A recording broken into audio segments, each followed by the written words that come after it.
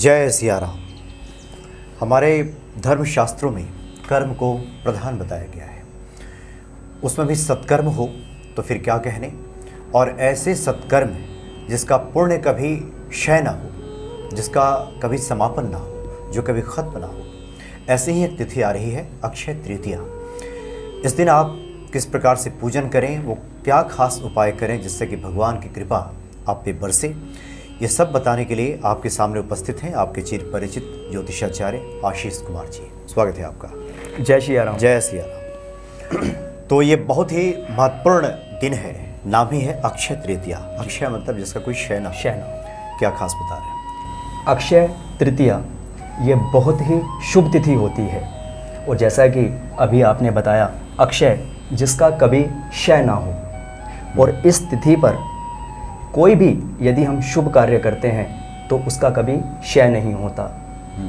ये तिथि इतनी महत्वपूर्ण है, ये आपको आगे प्रोग्राम में बताएंगे कि किस प्रकार ये महत्वपूर्ण है और क्या हम इस तिथि पर कर सकते हैं।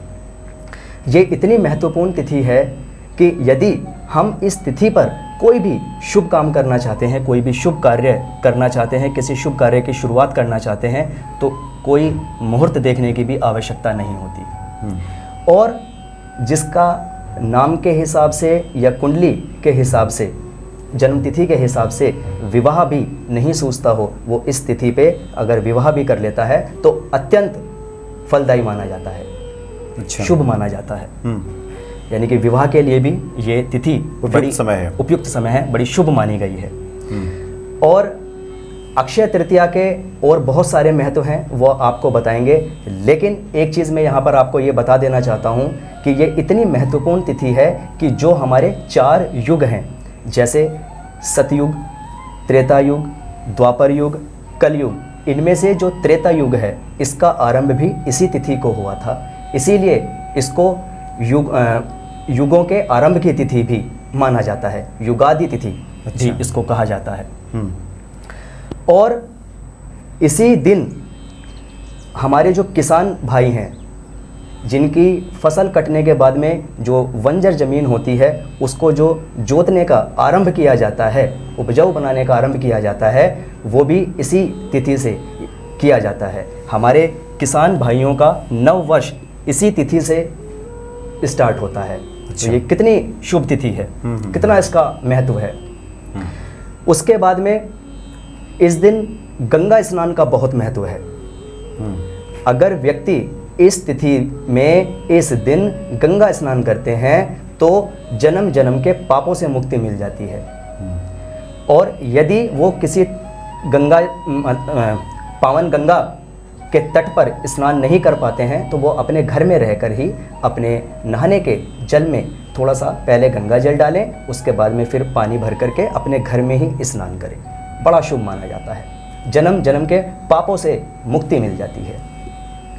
इस दिन माँ अन्नपूर्णा का भी जन्म हुआ था, और कहा जाता है कि यदि इस दिन व्यक्ति किसी ज़रूरतमंद को भोजन कराए, या जो लोग भंडारा कर सकते हैं, इस दिन यदि वो भंडारा करते हैं और व्यक्तियों को भोजन प्रसाद वितरित करते हैं तो उनके जीवन में कभी धन और अन्न की कभी कमी नहीं रहती, उनके भंडार कोष कभी खाली नहीं होते। अच्छा।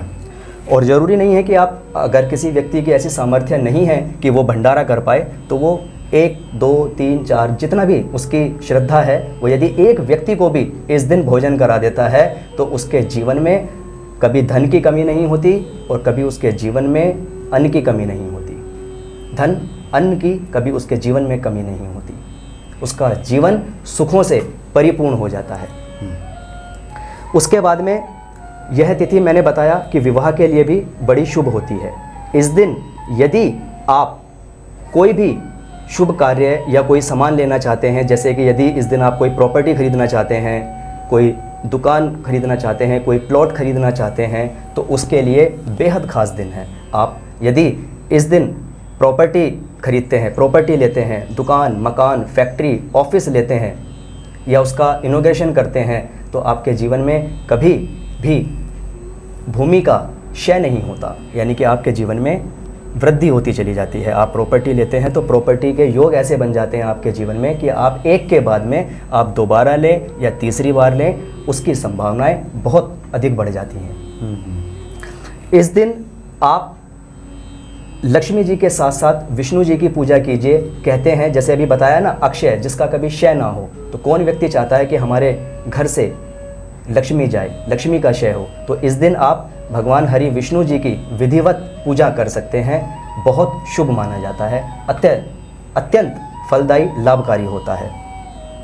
और इस दिन यदि आप किसी मंत्र को सिद्ध करना चाहते हैं, जैसे बहुत सारे लक्ष्मी मंत्र हैं या कोई और भी अन्य मंत्र हैं, आप चाहते हैं कि उसका जो फलाफल है वो आपको हज़ारों गुना बढ़ के मिले, तो उस दिन आप यदि उस मंत्र को लेकर के उस मंत्र को जपना या पढ़ना शुरू करते हैं तो उसके फलों का कभी क्षय नहीं होता और वो मंत्र अपने आप में सिद्ध हो जाता है। अच्छा।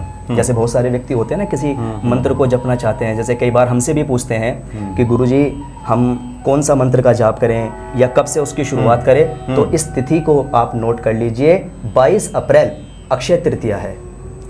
बैसाख मास के शुक्ल पक्ष के तृतीया तिथि को हम अक्षय तृतीया के रूप में मनाते हैं, इस पर्व के रूप में मनाते हैं। इस तिथि से यदि आप कोई मंत्र जाप करना स्टार्ट करते हैं तो वो मंत्र अपने आप में सिद्ध हो जाता है और जिस कार्य के लिए आप वो मंत्र पढ़ रहे हैं वो कार्य आपका सिद्ध हो जाता है। अच्छा। उसमें हमेशा बढ़ोतरी होनी प्रारंभ हो जाती है, स्टार्ट हो जाती है। इस दिन यदि व्यक्ति लक्ष्मी के लिए कोई प्रयोग करना चाहता है तो आज मैं आपको एक प्रयोग बताना चाहता हूँ, बताने जा रहा हूँ, आप उसको अवश्य करें। और वो क्या है? जो व्यक्ति अपने जीवन में धन की वृद्धि करना चाहते हैं, जो चाहते हैं उनके जीवन में कभी धन का अभाव ना रहे, रुपए पैसे की कभी उनके जीवन में तंगी ना हो, जो चाहते हैं उनके जीवन में बरकत हो, वो व्यक्ति माँ लक्ष्मी को इत्र का तिलक कर अपनी नाभि पे पहले खुद को इत्र का तिलक करें उनको, माँ लक्ष्मी को, और फिर उसी दिन से अपनी नाभि पर प्रतिदिन तिलक करना शुरू कर दें, यानी अपनी नाभि पर इत्र लगाना शुरू कर दें। और वो कौन सा इत्र लगाना है? गुलाब का। आप एक शुद्ध गुलाब का इत्र ले लीजिए, अच्छी क्वालिटी का, उसको माँ लक्ष्मी को अर्पित करें, माँ लक्ष्मी को लगाएं और उसके बाद उस तिलक को प्रतिदिन अपनी नाभि पे लगाना स्टार्ट कर दीजिए। हमारी नाभि भी एक तरह से सांस लेती है, श्वास लेती है। यदि आप इस दिन से इस कार्य को करना स्टार्ट कर देते हैं, आपके जीवन में आप देखेंगे कुछ समय बाद कभी लक्ष्मी की कमी नहीं रहेगी, आपके जीवन में बरकत होना प्रारंभ हो जाएगी। जी हाँ। ऐसे आज 4-5 चीज़ें मैं आपको बताने जा रहा हूँ, आप उनको नोट कर लीजिएगा और इस तिथि से उनको करना प्रारंभ कर दीजिएगा। उसका कभी क्षय नहीं होगा, वो हमेशा बढ़ के ही आपको प्राप्त होगी, जिसमें से एक मैंने आपको बता दिया है। इस दिन सोने चांदी के गहने अपने घर के अंदर लाना या बर्तन अपने घर में लाना खरीद के बड़ा ही शुभ माना जाता है। और जो व्यक्ति सोना चांदी नहीं खरीद सकते तो उनको परेशान होने की आवश्यकता नहीं है। यदि वो चने की दाल भी सोने की जगह अपने घर में ले आते हैं तो उसी से माँ लक्ष्मी प्रसन्न हो जाती है और उनके जीवन में कभी भी धन का अभाव नहीं रहता। अच्छा। ऐसा भी वो कर सकते हैं।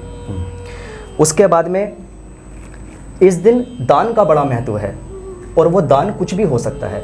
बहुत से लोग ये सोचते हैं कि हमारे पास ऐसी सामर्थ्य नहीं है या ऐसी व्यवस्था नहीं है कि हम दान करें, तो दान किसी भी रूप में किसी को भी किया जा सकता है।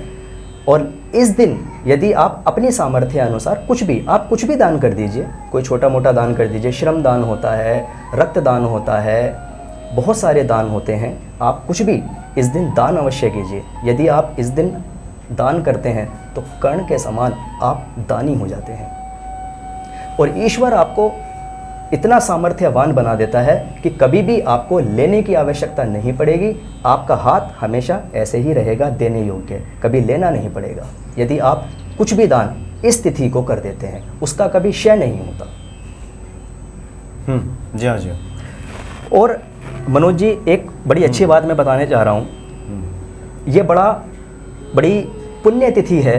जो लोग काफ़ी हमारे प्रोग्राम के माध्यम से भी पूछते हैं कि लक्ष्मी प्राप्ति के लिए, कि स्थिर लक्ष्मी उनके जीवन में प्राप्त हो जाए, स्थिर लक्ष्मी का उनके जीवन में योग बन जाए, तो आज मैं आपको ऐसा प्रयोग बताने जा रहा हूँ कि अगर आप इस तिथि से इसको करना प्रारंभ करते हैं तो माँ लक्ष्मी आपसे बड़ी शीघ्र प्रसन्न हो जाती हैं और आपके लक्ष्मी आने के द्वार खोल देती है।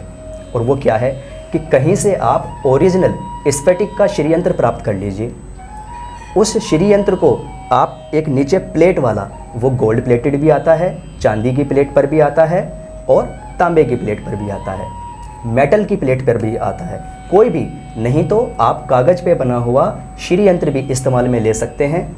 उसको आप एक लाल कपड़ा बिछाइए अपने नीचे भी आसन के रूप में, और मंदिर में भी एक घी का दीपक लगाइए माँ लक्ष्मी के समक्ष। और वो जो आपने, चाहे वो मेटल का है या गोल्ड प्लेटेड है या चांदी पर बना हुआ है, उस श्री यंत्र को आप उस कपड़े के ऊपर विराजमान कर दीजिए। और श्री यंत्र के बीच में एक गोला होता है, स्पेस जगह होती है, वहाँ पर आप जो स्फटिक का श्री यंत्र है आप उसको बीच में स्थापित कर दीजिए। और बस एक चुटकी चंदन, चाहे वो लाल चंदन है या पीला चंदन है, आप ले लीजिए, एक चुटकी आप उसके ऊपर प्रतिदिन डालिए और लक्ष्मी मंत्र का, कोई भी लक्ष्मी मंत्र जो आपको आता है उसका जाप करना शुरू कर दीजिए। और रोज़ाना प्रतिदिन आप धूप दीप दिखाइए श्री यंत्र को, और वो जाप लक्ष्मी का आप जाप कीजिए। श्री यंत्र के दर्शन करके अपने ऑफिस, दुकान, फैक्ट्री आप या निकलिए, तो आप देखेंगे आपके जीवन में कभी भी लक्ष्मी का अभाव नहीं रहेगा, कभी धन का अभाव नहीं रहेगा आपके उस जीवन में। जी हाँ, जी हाँ। और श्री यंत्र की स्थापना करने से, स्फटिक को अपने घर लाने से नकारात्मक शक्तियों से भी आपको मुक्ति मिल जाएगी। आपके घर में सुख और शांति आना प्रारंभ हो जाएगा। तो इस तरीके से इतना बड़ा महत्व इस दिन का है। और इस दिन आप कुछ भी, आप पानी पिला सकते हैं, आप शरबत किसी को पिला सकते हैं, आप किसी को भोजन करा सकते हैं। यदि आप एक दो व्यक्ति को भी भोजन करा सकते हैं तो आप ज़रूर कराइए।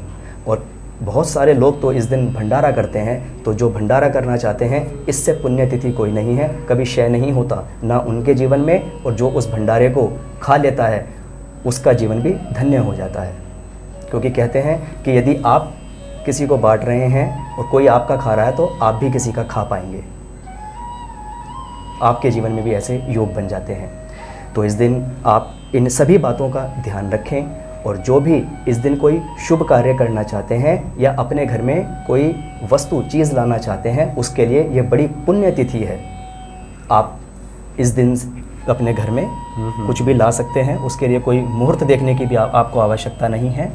और जितनी आपको आज ये बातें बताई हैं आप इनका ध्यान रखें। और कोई भी, यदि आप पूजा पाठ भी करते हैं तो उसका भी आपको पुण्य फल मिलता है। आप इस तिथि से स्टार्ट कर दीजिए। यदि इसके आसपास आप सोच रहे हैं पूजा पाठ करने की, या कोई भी मंत्र को सिद्ध करने की, कोई भी मंत्र जाप करने की, या कोई नए कार्य की शुरुआत करने जा रहे हैं, तो आप आँख बंद करके इस तिथि से प्रारंभ कर दीजिए।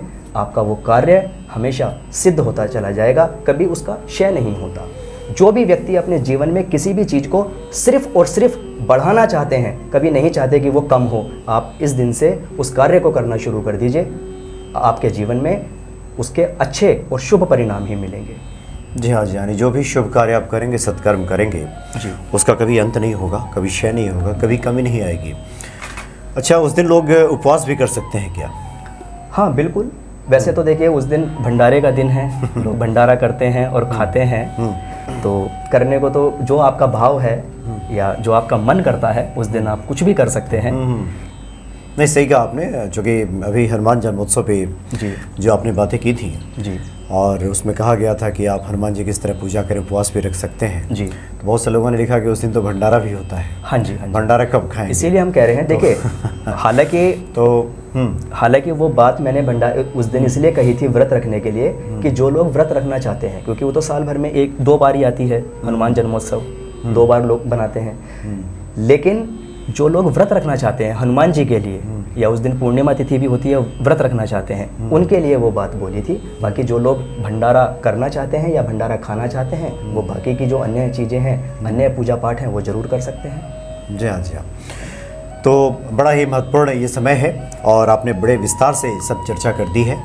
जो भी शुभ कार्य आप करना चाहते हैं उस दिन निश्चित तौर पे कीजिए, और ख़ासकर पूजा पाठ या तमाम जो सत्कर्म है उस दिन उसकी संख्या बढ़ाइए। चूँकि इस तरह की प्रवृत्ति बढ़ेगी और दूसरा इसका कभी क्षय नहीं होगा, इसलिए बहुत ही महत्वपूर्ण बातें आपने की है और भक्त निश्चित तौर पे इसको करके अपने जीवन को लाभान्वित करेंगे। कुछ कहना चाह रहे हैं? जी, एक चीज़ मैं आपको और बता देना चाहता हूँ, बड़ी अच्छी सी बात ध्यान आ गई है, आप इसको भी कर सकते हैं। देखिए, माँ लक्ष्मी की तरह इस दिन जो कोढ़ियाँ होती हैं वो भी जो है माँ लक्ष्मी की तरह समुद्र से ही निकलती हैं।